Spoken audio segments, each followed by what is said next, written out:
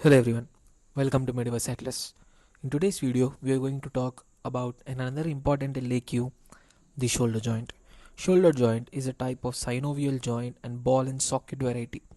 When we look at the articulating surfaces of shoulder joint, the articulating surfaces are the glenoid cavity of scapula and head of humerus. So, the articulation between the glenoid cavity and the head of humerus is known as the glenohumeral articulation. Okay, now let us talk about the ligaments of the shoulder joint. Ligaments. First, capsular ligament. This capsular ligament is loose and it also permits free movements, and it is supported in least supported inferiorly. So inferior dislocations are more common, and the attachments of the capsular ligament are medial side by scapula and lateral by the anatomical neck of humerus. Next, the glenohumeral ligaments. The glenohumeral ligaments are three in number: the superior, middle, and inferior. Let us look at these ligaments in this picture. So, this is the superior glenohumeral ligament, this is the middle glenohumeral ligament, and this is the inferior glenohumeral ligament. And the gap between the superior glenohumeral ligament and the middle glenohumeral ligament is known as foramen of weight bridge. Through this foramen of weight bridge, the anterior dislocations are more common. Don't get confused. The inferior dislocations are more common because the capsule is least supported inferiorly, and through the foramen of weight bridge, anterior dislocations are common. Okay, so what is the summary of these two ligaments? The antero inferior dislocations of shoulder joints are common. Okay, now we'll see why these antero-inferior dislocations are common. This is a reasoning question. We'll be looking at the last of this video. Next, the third is the coracohumeral ligament. As the name suggests, the coracohumeral, that is, it extends from the root of coracoid process to the neck of humerus, and this coracohumeral ligament, it gives strength to the capsule. Next, the transverse humeral ligament. This transverse humeral ligament, it bridges the upper part of bicipital groove of humerus. Okay, and the tendon of biceps brachii pass deep to it. We'll be looking at this diagram. You can see this is the transverse humeral ligament. So this is the greater tubercle, this is the lesser tubercle. This transverse humeral ligament, it is bridging between the greater and the lesser tubercles of humerus, and through this the tendon of biceps passes like this. In the intertubercular sulcus, tendon of biceps passes, and this intertubular sulcus is bridged by the transverse humeral ligament. I hope you are clear. Next, the glenoid labrum. See, this glenoid labrum is a fibrocartilaginous rim, and it covers the margins of glenoid cavity. And the most important point of this glenoid labrum is it increases the depth of the cavity. Next, what are the bursae related to the joint? These bursa, knowing the names is enough. We cannot, it's not needed to go much in detail. The first bursa is subacromial or the subdeltoid bursa. The second will is subscapular bursa. Next, infraspinatus bursa. Okay, now this is the most important thing, the relations of shoulder joint. So shoulder joint superiorly, it is related to coracoacromial arch, subacromial bursa, supraspinatus muscle, and deltoid muscle. We'll see the superior relations in this diagram. Okay, this is the coracoacromial arch, this is the subacromial bursa, this is the supraspinatus muscle, and this is the deltoid muscle. So these are the superior relations. Next, the inferior relations. Inferiorly, the shoulder joint is related to long head of triceps, axillary nerve, posterior circumflex, humeral artery. See, these are the inferior locations. So what are the inferior locations? The long head of triceps major and the posterior circumflex humeral artery, as well as the axillary nerve. Now, anteriorly, the shoulder joint is related to subscapularis muscle, short head of biceps, as well as deltoid. Anterior relations in this diagram is, you can see this is the deltoid, this is the biceps as well as coracobrachialis muscle, and this one is the subscapularis muscle. Okay, now what are the posterior relations? Posterior relations are infraspinatus, teres major, and deltoid. You can see this. This is the inferior relations, the infraspinatus, the teres minor, as well as the deltoid. Okay. So these are the relations of shoulder joint.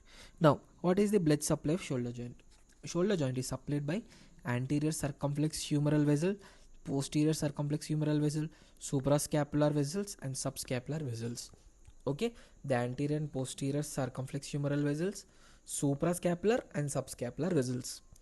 Okay, next, what is the nerve supply? Nerve supply is axillary nerve, musculocutaneous nerve, and suprascapular nerve. Okay, suppose if in exam you cannot remember this blood supply and the nerve supply, you can write the nerve supply of these muscles, like, okay, you can write the nerve supply of the muscles in which they are related to shoulder joint. Next, this is the main thing, the movements of shoulder joint. So flexion is done by deltoid, pectoralis major, coracobrachialis, and biceps. Extension is also done by deltoid, latissimus dorsi, teres major, and long head of triceps. Next, abduction from 0 to 15 degrees is done by supraspinatus. Abduction from 15 to 90 degrees is done by deltoid. Abduction greater than 90 is done by trapezius serratus anterior. Okay, please practice these movements of shoulder joint, like you revise them repeatedly so that you can remember. Next, abduction greater than 90 is done by trapezius and serratus anterior. Adduction is done by latissimus dorsi, pectoralis major, teres major, and coracobrachialis. Next, medial rotation, that is, it is done by subscapularis, teres major, latissimus dorsi, pectoralis major, and deltoid. Next, lateral rotation is done by infraspinatus, teres minor, and deltoid. Next, circumduction, it is done by combination of flexion, extension, abduction, and adduction. So circumduction is the combination of all these movements. You can, like, all the muscles are involved in this movement. Okay, next, the most important thing, the clinical anatomy of shoulder joint. First, we'll be talking about the clinical anatomy of shoulder joint. First, dislocation of shoulder joint. So shoulder joint is more prone to dislocation. So more than all the joints in the body, why only shoulder joint is more prone to dislocation means we have two reasons. The first is due to the laxity of the capsule, and the second one is the disproportionate area of the articulating surfaces. So these two are the main reasons why shoulder joint is more prone to dislocation. As discussed earlier in the starting of this video, we have talked that the anteroinferior dislocations of shoulder joints are more common. Now let us know the reason why these anteroinferior dislocations are more common. So what is the reason? Main reason for this anteroinferior dislocation is due to the weak musculotendinous cuff. Now what is this musculotendinous cuff? See, the muscles which are arising from the scapula, they go and insert on the tubercles of humerus, the greater and lesser tubercle of humerus. So we call them as sits muscles, right? So the muscles supraspinatus, infraspinatus, subscapularis, teres minor arise from scapula and insert on the greater and lesser tubercles of humerus. These tendons, while crossing the joint, become flattened, blend with each other, and also blend with the capsule.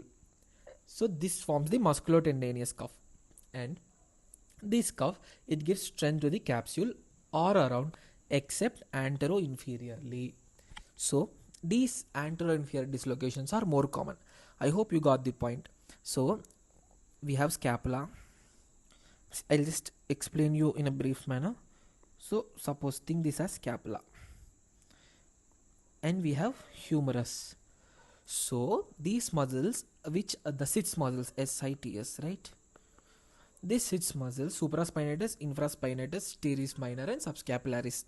These muscles, they arise from the scapula and then they insert on the tubercles of tubercles of the humerus, the greater and the lesser tubercles, right? So before inserting these muscles, the tendon of these muscles, they blend with each other and they get thickened and strong. and also they also blend with the capsule of the shoulder joint.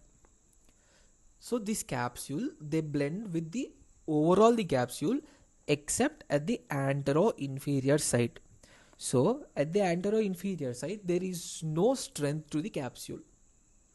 So there are anteroinferior dislocations more common in the shoulder joint. I hope you have understood the reason. If not, please do comment in the comment section. I'll be replying, or you can directly DM us on the Instagram. Next, the aspiration of shoulder joint. So shoulder joint aspiration can be done in two ways, from the anterior side or from the lateral side. If the aspiration is anteriorly, we have to approach the site of aspiration through the deltopectoral triangle. Okay, if it's laterally, it is the below the acromion process. And let us talk about frozen shoulder now. So what is this frozen shoulder? So this fibroelastic proliferation in the capsule, there will be some proliferation in the capsule, like fibroelastic proliferation. So there will be accumulation of some salts or some calcium thing there.